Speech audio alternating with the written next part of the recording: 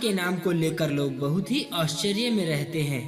अल्लाह आखिर कहाँ है? किसको जाता था इस्लाम के पहले के अरबों के द्वारा? दोस्तों, इस बात को हर कोई जानता है कि इस्लाम के आने से पहले ही अरबों के द्वारा अल्लाह शब्द इस्तेमाल किया जाता था। जैसा कि ज्ञात है कि अरब मूर्ति पूजक थे और वह विभिन्न देवी देवताओं की पूजा अर्चना करते थे। इसलिए दोस्तों, सवाल यह उठता है कि मुस्लिम धर्म के लोग अल्लाह के नाम से किस देवी या देवता को पुकारते हैं। और वीडियो में जानेंगे कि अल्लाह नाम इस्लाम के आने से पहले ही किस प्रकार प्रयोग में करते आ रहे हैं। हम आपको बता दें कि अल्लाह शब्द अरबी भाषा के 2 शब्दों से मिलकर बना है। हम अल शब्द को वैसे ही प्रयोग में करते हैं जैसे कि अंग्रेजी का शब्द दा है और इलाह का मतलब होता है खुदा, इष्ट, भगवान, देवी या देवता या फिर अल्लाह। अल्लाह नाम किसी एक देवता के लिए संबोधित नहीं था, बल्कि अल्लाह शब्द एक पालनहार के लिए प्रयोग में करते हैं। और इसका उदाहरण हम आपको हिंदू धर्म के अनुसार दे रहे हैं। जैसे कि भगवान शब्द किसी एक देवी या देवता के लिए प्रयोग में नहीं करते हैं। भगवान शब्द इस्तेमाल में किया जाता है सृष्टि के रचयिता यानी पालनहार के लिए। यहाँ ब्रह्मा भी भगवान है, विष्णु भी भगवान है और महेश भी भगवान है।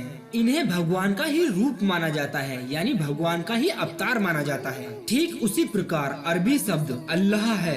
अरब इसे सृष्टि के रचयिता को संबोधित करने के लिए इस्तेमाल में करते हैं। काबा के भीतर रखे सबसे बड़े देवता हबल या हुबल की स्तुति में हुबल को अल्लाह कहकर संबोधित किया गया है, जिसका सीधा अर्थ है भगवान या खुदा या फिर ईश्वर। काबा के आसपास रखे सैकड़ों देवता इलाह कहलाते थे। वो उस अल इलाह सबसे बड़े देवता यानी अल्लाह का अंश थे, जो कि रचयिता है इस सारी सृष्टि का। जैसे इलाह पुरुष देवता होता था, ठीक वैसे ही देवी के लिए इलाद शब्द का प्रयोग किया जाता है। अल इलाद मतलब सबसे बड़ी देवी और इलाद से अल्लात शब्द बना। अल्लात जो काबा के भीतर रखी सबसे बड़ी देवी को खा जाता है। अल्लाह के बहुत सारे रूप हैं ईसाई अरबों के लिए, जैसे कि हिंदुओं के लिए भगवान। ठीक इसी प्रकार इस्लाम के पहले अरबों के लिए अल्लाह था। वो एक परम शक्ति था जिसके बहुत सारे रूप थे। वो चकोर पत्थरों की मूर्तियों में भी दिखाई देता था और विभिन्न देवियों में भी उसी रूप में दिखाई देता था। दोस्तों, यह जानकारी तो थी अल्लाह शब्द के बारे में, लेकिन हम आगे वीडियो में जानेंगे हिंदू धर्म और मुस्लिम धर्म की विशेषताओं के बारे में। दोस्तों, कोई भी धर्म जो कहां से शुरू हुआ है वो अपनी मूलभूत चीजों को कभी नहीं छोड़ पाता है।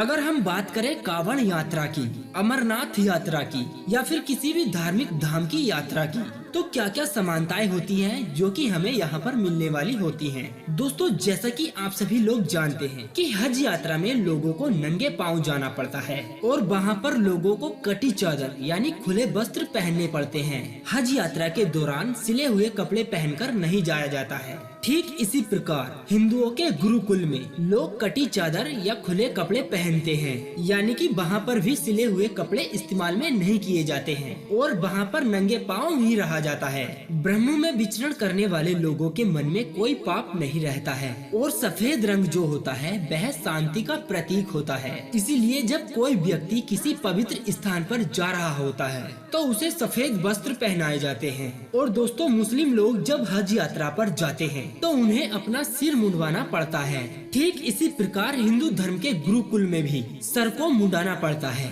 यहाँ तक कि जब भी कोई शुद्ध कार्य किया जाता है तो उसके सर मुंडाने की परंपरा होती है। ठीक इसी प्रकार जब कोई भी व्यक्ति हिंदू धर्म में किसी धार्मिक यात्रा पर जाता है और वहाँ पर गंगा नदी होती है तो वह व्यक्ति गंगा जल को अपने घर पर लाता है। और ठीक उसी प्रकार मुस्लिम लोग हज यात्रा के दौरान आबे जमजम का पानी वहाँ से अपने घर लाते हैं और इस पानी को बिल्कुल शुद्ध माना जाता है। इसे अपने घर में रखा जाता है। तो दोस्तों, ये थी समानता हिंदू धर्म और मुस्लिम धर्म की। आज के इस वर्तमान समय में हर मुसलमान आपको अल्लाह के 99 नाम बताएगा, जिसे इस्लाम के बाद प्रचलन में लाया गया।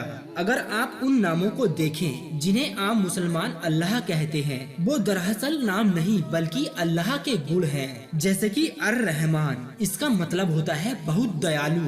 अर-रहीम, इसका मतलब होता है बहुत कृपालु। अस्सलाम, और इसका मतलब होता है शांति करने वाला। ठीक वैसे ही अल्लाह शब्द भी एक गुण के लिए ही इस्तेमाल किया जाता है, जिसे हम अपनी भाषा में खुदा या भगवान या फिर ईश्वर कहते हैं। तो दोस्तों ये तो थी जानकारी अल्लाह शब्द और हिंदू मुस्लिम धर्म के बारे में। आप इस वीडियो के बारे में क्या सोचते हैं? आप हमें कमेंट के माध्यम से जरूर बताइएगा।